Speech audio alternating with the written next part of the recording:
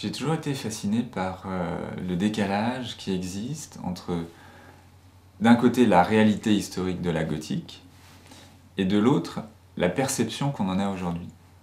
Historiquement, la gothique, c'est une calligraphie inventée pour écrire le latin, et qui a été utilisée dans toute l'Europe pendant des siècles.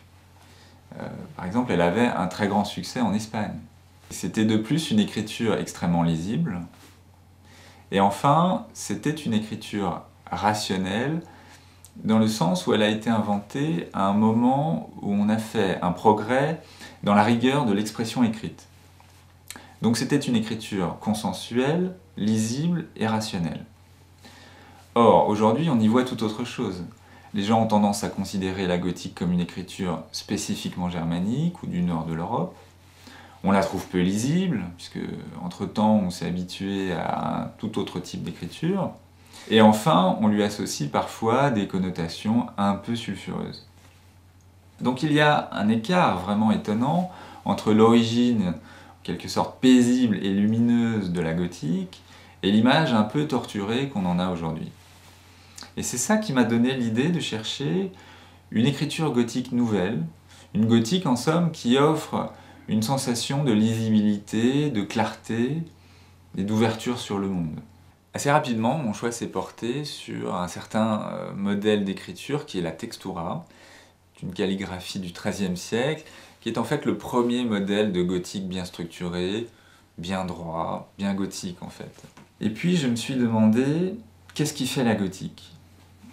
Et j'ai listé tous les paramètres qui constituent cette couleur gothique, pour voir ceux que j'allais garder et ceux que j'allais peut-être remettre en cause.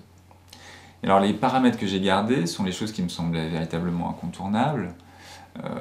La régularité d'abord, le côté modulaire de la gothique, cet aspect très régulier, qui donne un effet de tissage au texte.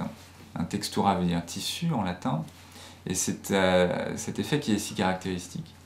Le premier axe de recherche a été de donner à ces caractères ce que j'appelle de la familiarité. C'est-à-dire de faire en sorte que le lecteur contemporain ne se trouve pas dérouté par certaines formes de lettres, ne trouve pas qu'il y ait une distance à la fois temporelle et culturelle entre lui et ces signes qui sont d'origine médiévale.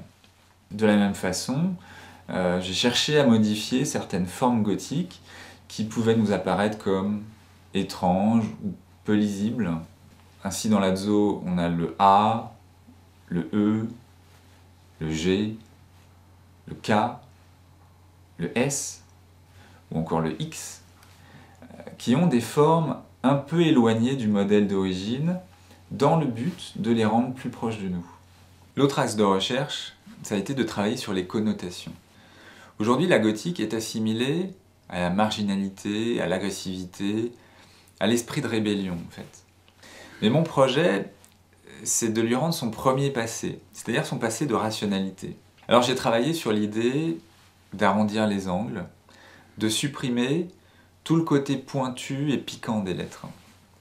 Et au contraire, de travailler sur la courbe, d'amener de la douceur dans ces signes, et par la tension des courbes, tenter de conserver toute la rigueur de la gothique d'une part, mais aussi de révéler sa dimension humaine qui était présente à l'époque et qu'on ne voit plus vraiment aujourd'hui.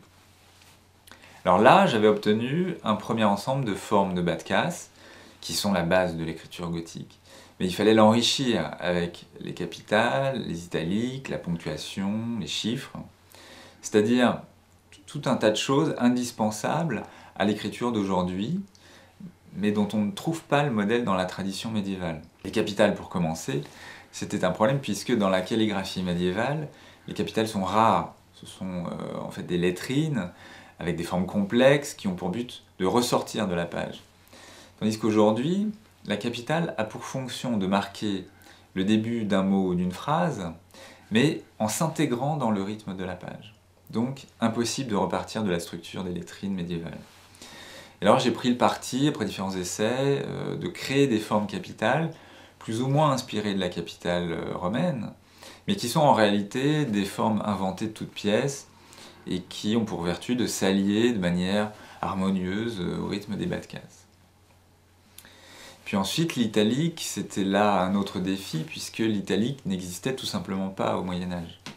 Donc il m'a fallu repartir du modèle de chancelière de la Renaissance, mais en le rigidifiant, en lui donnant plus de verticalité, plus de rigueur, ce qui le rapprochait de cette esthétique médiévale présente dans les bas de casse. Autre expérimentation encore, j'ai voulu décliner ce caractère dans un grand nombre de graisses, parce que ça correspond aux attentes d'aujourd'hui, et aussi parce que c'était un défi intéressant.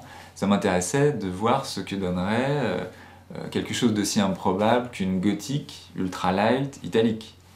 Et puis après, de la faire jouer avec un bold plus proche de l'esprit d'origine.